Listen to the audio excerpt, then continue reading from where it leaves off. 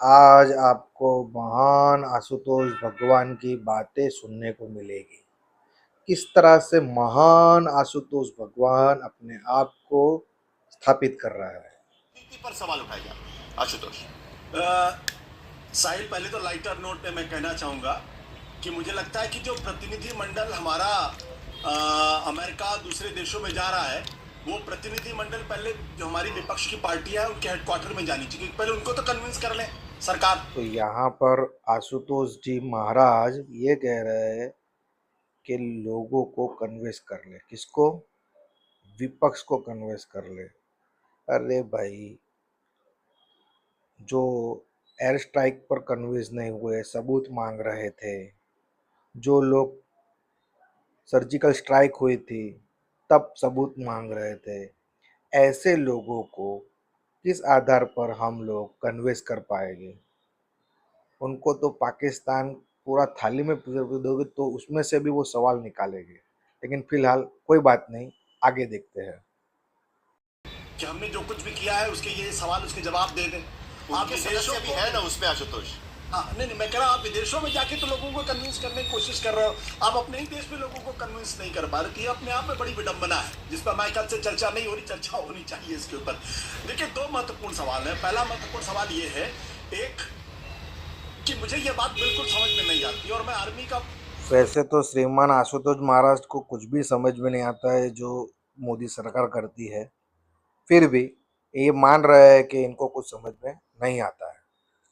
के शौर्य का, उनके पराक्रम पे लगातार एक बहुत अच्छी नजर से देखता हूँ। मैंने ऑपरेशन श्रीमान आशुतोष महाराज को आर्मी की प्रशंसा करने के लिए शब्द भी नहीं मिल रहा है। ऐसे तो ये श्रीमान आशुतोष महाराज है, फिर भी क्या करें, आशुतोष जी महाराज है ना।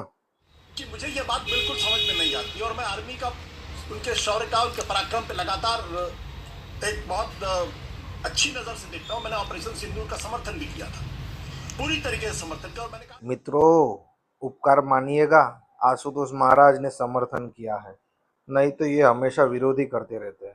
लेकिन फिर भी धन्यवाद कहना चाहिए, इन्होंने समर्थन किया। और मैंने कहा सरकार जो कुछ भी कदम उठाती है पूरी तरीके से सही उठाएगी कदम। लेकिन क्या एक सवाल आपके मन में नहीं उठता है कि क्या हम आतंकवादी संगठनों को और पाकिस्तान की मिलिट्री को अलग करके देख रहे हैं?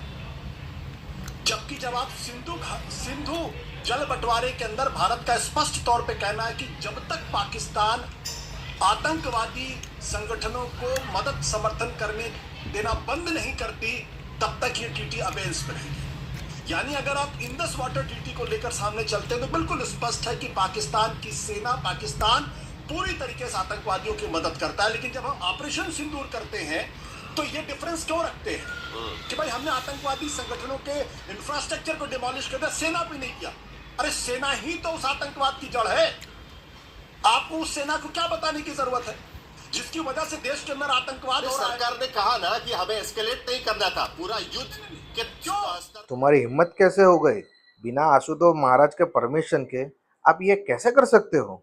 हाँ, बेवकूफ।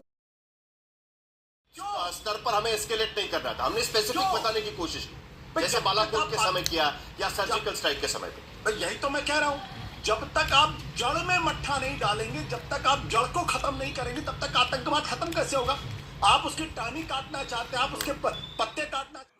मोदी सरकार को 140 करोड़ भारतीयों को छोड़कर ये एक महान विभूति भारतीय श्रीमान आशुतोष महाराज को पूछना चाहिए, लक्ष्य रखने चाहिए कि कौन से टारगेट को हमें हिट करना है।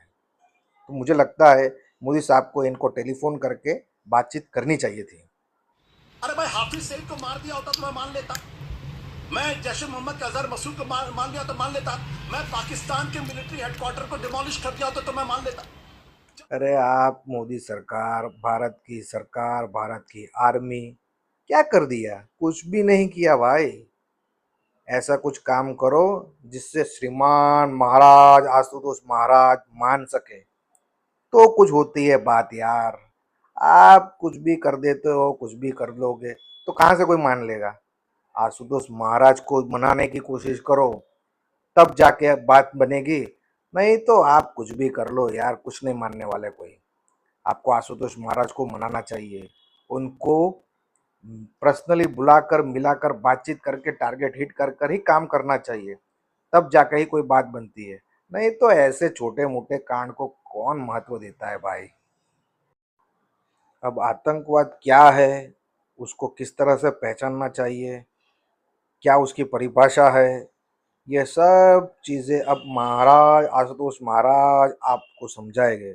आप उनसे थोड़ी सी ट्रेनिंग लीजिए, तालीम लीजिए, तब जाके पता चलेगा क्या है आतंकवाद। कोई लेना देना नहीं, जो जो वहां पे आतंकवाद है वो आतंकवादी संगठन का। अगर ये सोच है तो मुझे लगता है कि फिर हम आतंकवाद से नहीं लड़ रहे, फिर हम पाकिस्तान के नेचर को नहीं समझ रहे।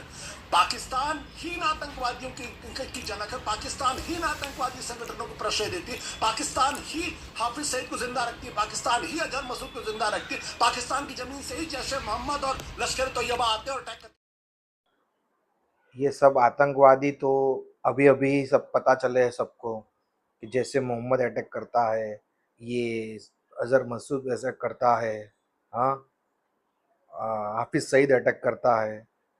बाकी तो किसको कुछ पता था। ये श्रीमान महाराज जी आशुतोष महाराज को ही सब पता था। बाकी किसी को कुछ पता नहीं था कि कौन थे। लेकिन महाराज जी ने पहले की सरकारों को कभी कोई एडवाइस नहीं दी। बहुत ही गलत काम है ये तो। क्या लगता है आपको? जाते हैं। तो ये जो फर्क करने की कोशिश की थी, मुझे लगता है कि इस पर सरकार की तरफ से स्पष्ट तौर पर स्पष्टीकरण आना चाहिए, क्लैरिफिकेशन। दूसरा जो प्रश्न है, मैं 10 सेकंड में अपनी बात खत्म कर देता हूं।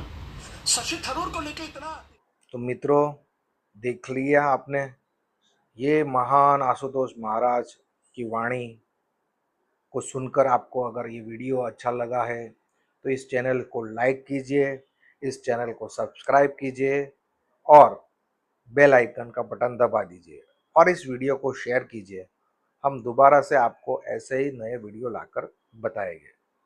तो आज के लिए इतना ही। धन्यवाद।